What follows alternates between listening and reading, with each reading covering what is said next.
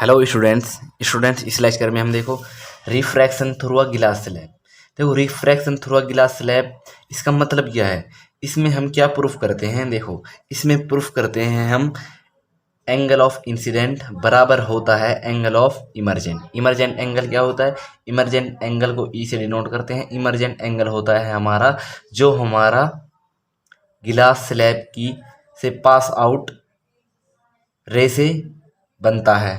Okay, जैसे कि अब इस एक गिलास स्लैब है, इसमें से जो पास होगा उस रे का एंगल को इमर्जेंट एंगल बोलते हैं। ओके, तो देखो आपको और समझ में आएगा, करते हैं। देखो सबसे पहले हम एक एंगल ऑफ इंसिडेंट रे लेते हैं। सॉरी,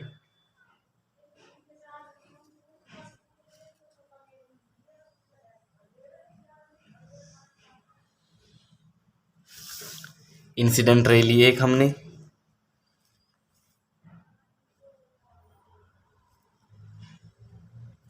ओके, तो एक नॉर्मल ले लेते हैं।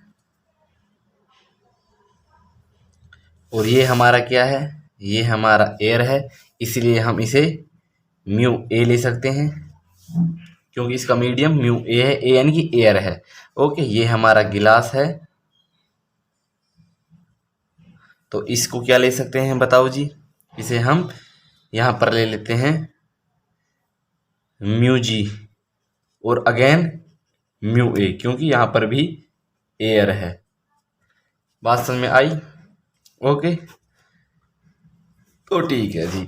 तो एक बात बताओ, ये एयर है यानी कि ये क्या है बताओ, ये हमारा रेयर है क्योंकि रेयर होता है एयर, और ये हमारा डेंसर है।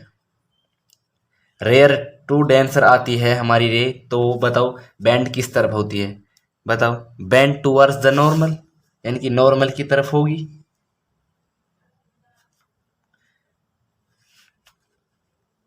तो नॉर्मल की तरफ कर दी मैंने ये बैंड। ओके जी, ठीक है।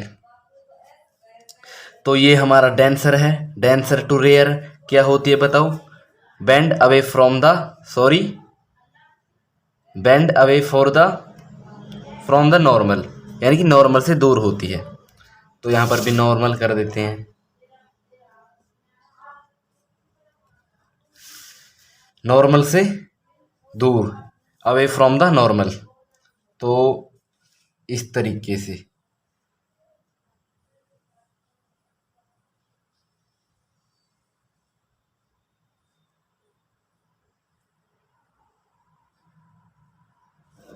ओके। तो मैं बात कर रहा था आपसे इमरजेंट रे की, जो गिलास स्लैब से हमारी निकलती है उसी को ही हम क्या बोलते हैं बताओ जी, इमरजेंट रे। और इमरजेंट रे से बनने वाले एंगल को इमरजेंट एंगल बोलते हैं। ये बात आपको समझ में आ गई बताओ। और ये इसकी हाइट है एक्स। ओके, यहाँ तक समझ में आ गया ना बात आपको समझ में?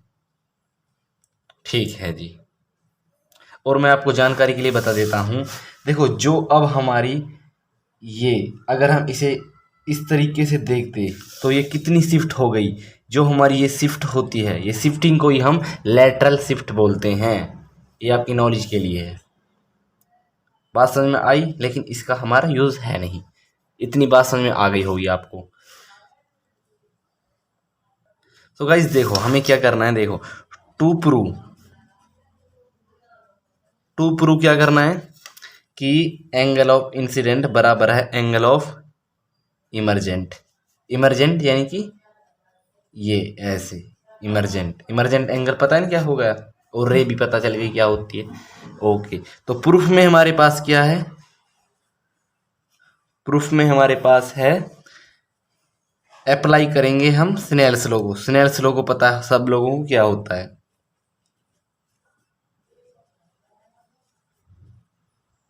8 ए पॉइंट पर, इसको हम ए डैश पॉइंट में मान लेता हूं, ए डैश पॉइंट पर। क्लियर है बात? सो अब आपको स्नेल्स लॉ पता है ना। स्नेल्स लॉ क्या होता है, the ratio of sine of angle of incident to the sine of angle of refraction remains constant. Okay, तो देखते हैं अगर नहीं पता है तो एक लेक्चर पीछे चले जाइएगा, उसे देख लेना स्नेल्स लॉ को। तो देखो म्यू नॉट साइन आई, क्योंकि sine of angle of incident, okay, और उसका मीडियम ले लेते हैं क्योंकि म्यू ए है यहाँ पर, और ये बराबर होता है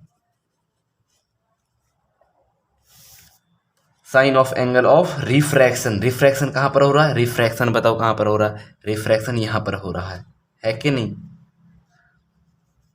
और इसे बोल देंगे म्यू जी और साइन आर। क्लियर है बात? ठीक है, चलो जी आगे करते हैं। तो हम देखो इस क्या करते हैं, यहाँ पर साइन आई को अपॉन में ले आते हैं साइन आर को, और यहाँ पर म्यू जी के अपॉन में ले आते हैं म्यू ए को। सॉरी म्यू ए है गाइज ये। तो सो गाइज एक बात और बताता हूँ, देखो ये हमारा है एंगल ऑफ रिफ्रैक्शन, क्योंकि यही तो है रिफ्रैक्शन, रिफ्लेक्ट तो यही हुआ है कि नहीं? और देखो ये हमारे बराबर भी हैं, ये हमारे बराबर भी हैं, angle of refraction angle of incident ये हमारे बराबर है, क्योंकि देखो ये हमारी पैरेलल है, ये पैरेलल है। पैरेलल लाइन में हमेशा एंगल क्या होते हैं बताओ गाइस? वो इक्वल होते हैं, क्योंकि अल्टरनेट एंगल होते हैं। ओके जी, इस इक्वेशन को मान लेता हूं मैं फर्स्ट।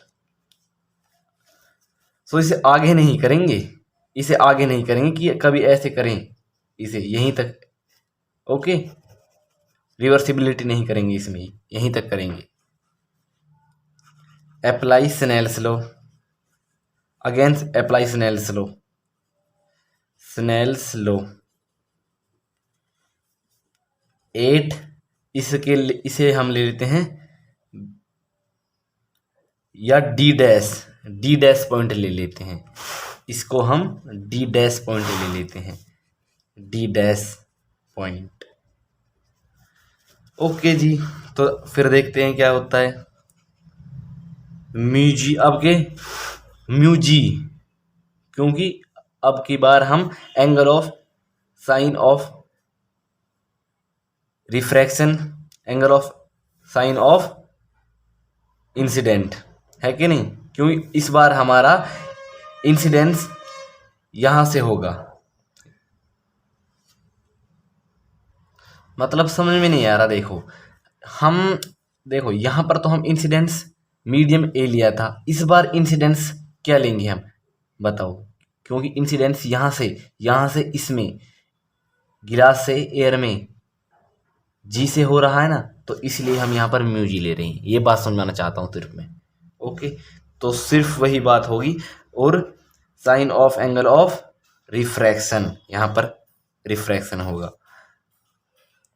इसी तरीके से mu A sine of angle of emergent ये वाला एंगल, ठीक है जी। तो वो इसी तरीके से कर लेते हैं, साइन आर अपॉन के साइन ई अपॉन के म्यू ए अपॉन के म्यू जी। इक्वेशन 2 बन गई, ठीक है। Multiply equation 1 and 2, multiply equation 1 and 2। तो क्या होगा देखो, साइन आई अपॉन के साइन आर। हमने सिर्फ क्या किया, हमने पहले ये लिखा, ओके, उसके बाद हम ये लिख देंगे इसे, यानी कि sine of angle of incident और रिफ्रैक्शन को एक साथ करेंगे, साइन फंक्शन को एक साथ करेंगे, और हम मीडियम को एक साथ करेंगे। इसकी मल्टीप्लाई कर देंगे, साइन आर अपॉन के sine E is equal to mu G upon के म्यू ए अपॉन के म्यू जी, ठीक है। तो म्यू ए से म्यू कैंसिल, म्यू जी से म्यू जी कैंसिल। ये बात सिंपल है आपको, ओके। साइन आर से साइन आर भी कैंसिल, तो यहाँ पर सिर्फ 1 बचा, और यहाँ पर बचा साइन आई अपॉन के साइन ई। तो इसके अपॉन भी 1 होगा, क्रॉस मल्टीप्लाई कर देते हैं, तो क्या बना, साइन आई अपॉन के is equal to sine E. तो साइन से sine cancel, angle of incident is equal to angle of emergent बराबर होता है, और यही हमारा प्रूफ करना था, हैंस इज प्रूव्ड। ओके, आपको सिंपल सी बात समझ में आई थी। ओके ठीक है। सो स्टूडेंट इस लेक्चर में इतना ही। तब तक के लिए चैनल को share and subscribe like please करना ना भूलिएगा।